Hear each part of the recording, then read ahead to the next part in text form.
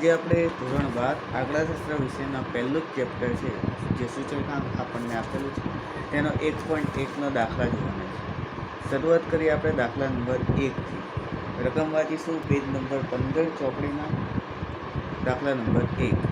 એક શહેરના કારખાનામાં કુલ કામ કરતા કામદારોના જૂથનો વર્ષ 2008 થી 2015 દરમિયાન દૈનિક સરેરાશ વેતન અંગેની માહિતી નીચે મુજબ આપણને આપી છે, જેમાં આપણને ત્રણ કન્ડિશન આપી છે।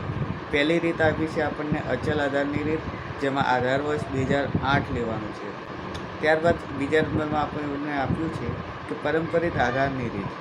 ત્યારબાદ ત્રીજા નંબરમાં આપણને આપ્યું છે કે વર્ષ 2011 થી 2013 દરમિયાન દૈનિક સરેરાશ વેતનની સરેરાશને આધારે વર્ષના વેતન તરીકે લઈ અચલ આધારે સૂચકાંક મેળવો।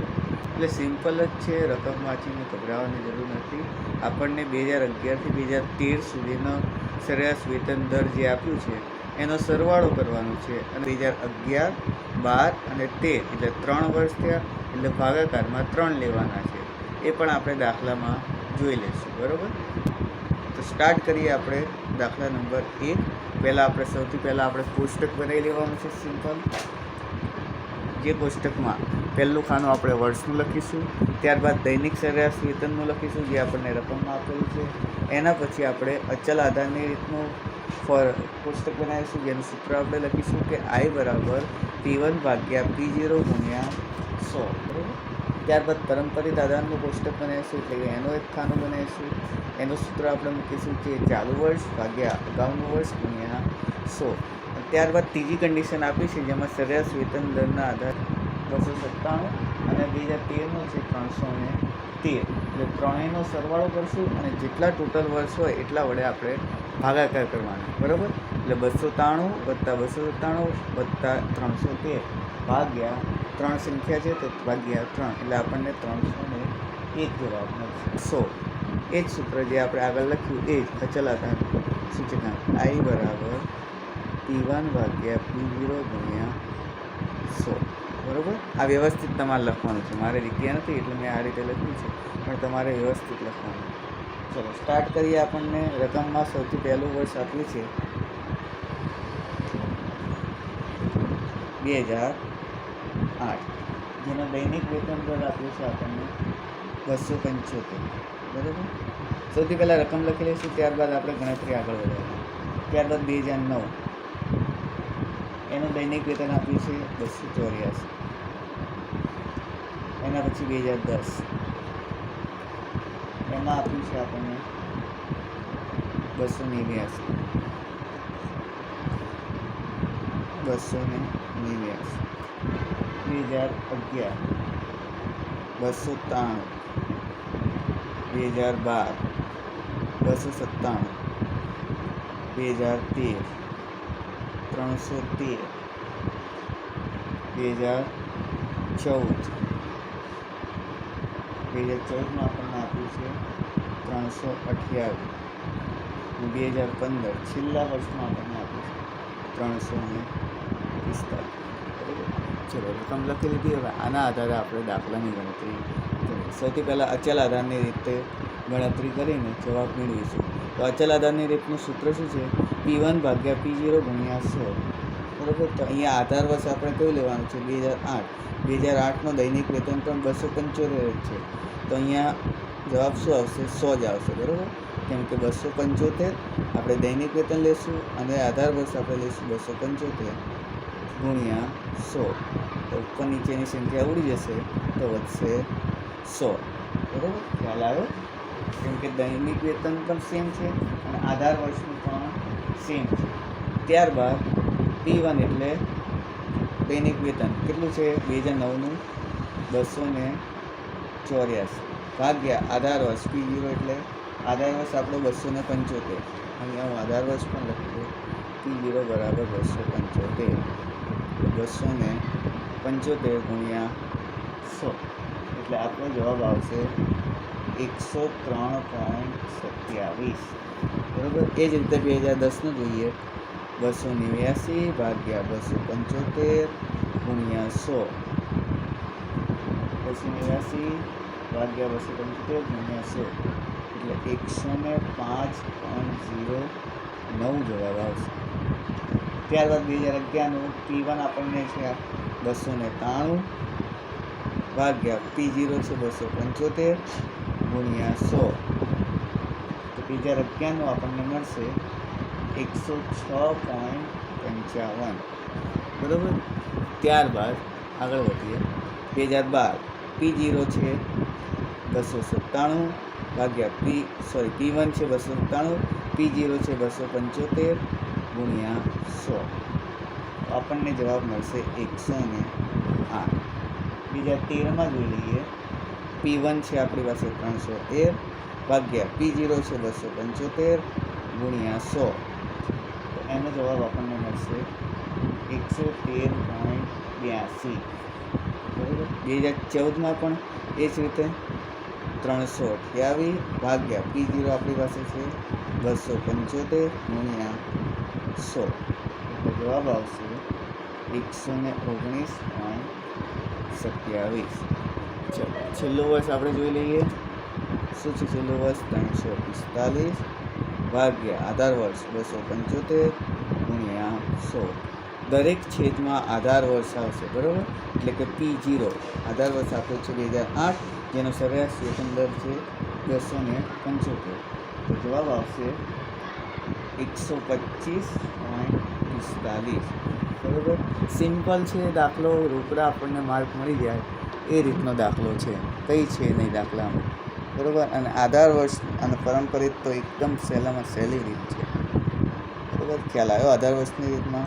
હવે આપણે વધીએ પરંપરિત આધારની રીતમાં. બરાબર. એનું સૂત્ર શું છે? I બરાબર ચાલુ વર્ષ ભાગ્યા અગાઉનું વર્ષ ગુણ્યા 100. એટલે અહીંયા ચાલુ વર્ષ છે આપણું 2008નું 275 ભાગ્યા અગાઉનું વર્ષ આપણને આપ્યું નથી એટલે 275 જ આપણે લઈશું ગુણ્યા 100. એટલે આનો પણ આન્સર 100 જ આવશે. બરાબર.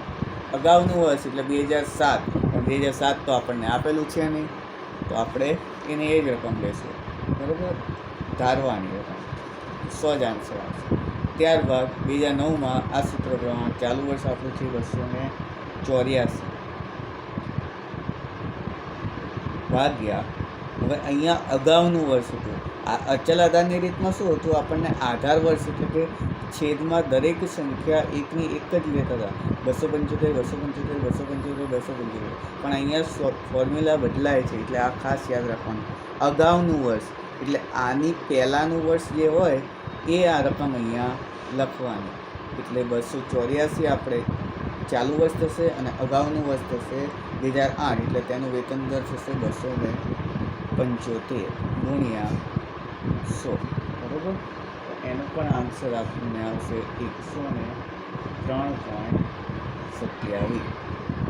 બરાબર. કેમ કે આધાર વર્ષમાં પણ એ હતું અને આમાં પણ એ હતું. ત્યારબાદ 2010માં ચાલુ વર્ષ આપણી પાસે છે 289 ભાગ્યા, અહીંયા આધાર વર્ષ કયું બનશે? 275 નહીં બન્યા, આની ઉપરનું આધાર વર્ષ એટલે 2010ની ઉપરનું 2010ની ઉપરનું અગાઉનું વર્ષ કયું છે? 2009. 2009નું રકમ શું છે? 284. તો છેદમાં આપણે 284 લેવાનું. બરાબર. ખ્યાલ આવ્યો? છેદમાં ઉપરની રકમ લેવાની, એટલું સિમ્પલ યાદ રાખવાનું, બીજું કંઈ યાદ રાખવાનું જરૂર નથી. અગાઉના વર્ષની રકમ ગુણ્યા 100. તો જવાબ આપણને મળશે 101.75. બરાબર. ત્યારબાદ ચાલુ વર્ષ છે 293 ભાગ્યા અગાઉનું વર્ષની રકમ છે 289 ગુણ્યા 100. એટલે આપણને આન્સર મળશે 101.38. બરાબર. 101.38. ત્યારબાદ 2012નું જોઈ લઈએ. ચાલુ વર્ષની રકમ છે 297, અગાઉના વર્ષની રકમ છે 293 ગુણ્યા 100.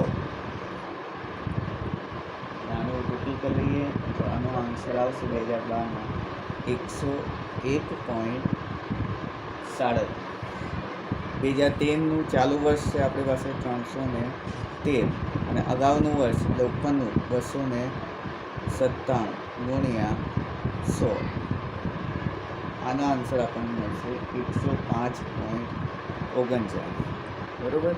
ત્યારબાદ 2014નું ચાલુ વર્ષ છે 328 ભાગ્યા અગાઉનું વર્ષ 313 ગુણ્યા 100.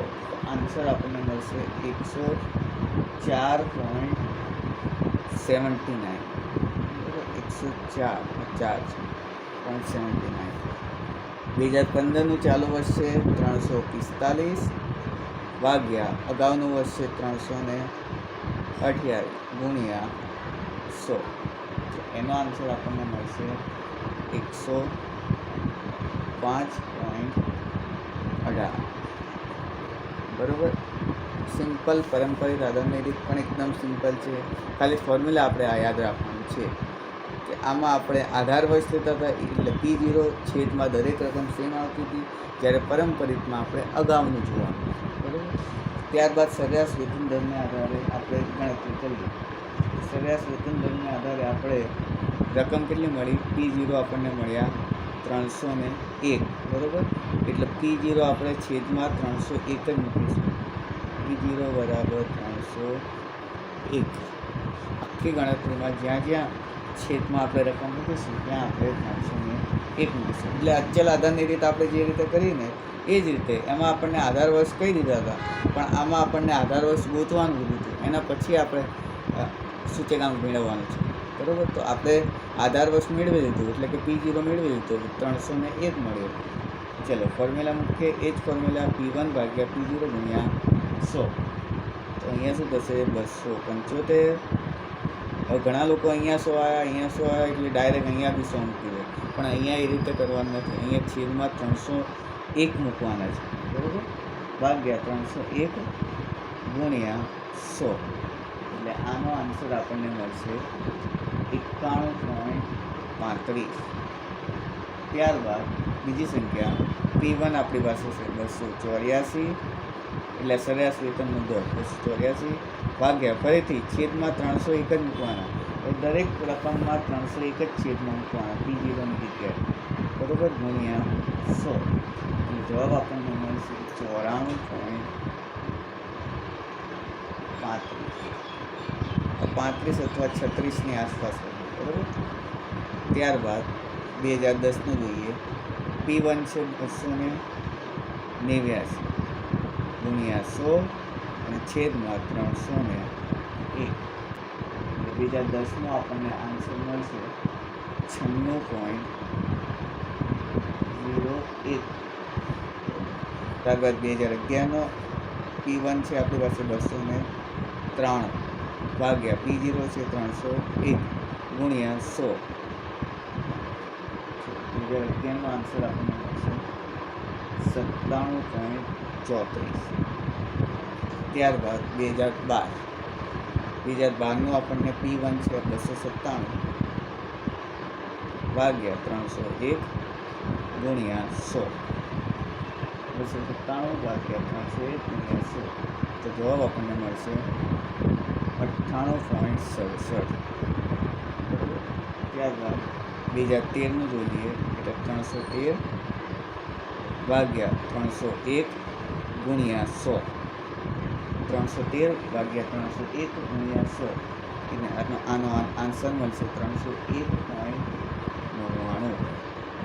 ત્યારબાદ 2014 P1 છે આપણી પાસે 328 ભાગ્યા P0 છે 301 ગુણ્યા 100. એટલે આન્સર આપણને મળશે 108.97. ત્યારબાદ 2015 P1 છે આપણી પાસે 345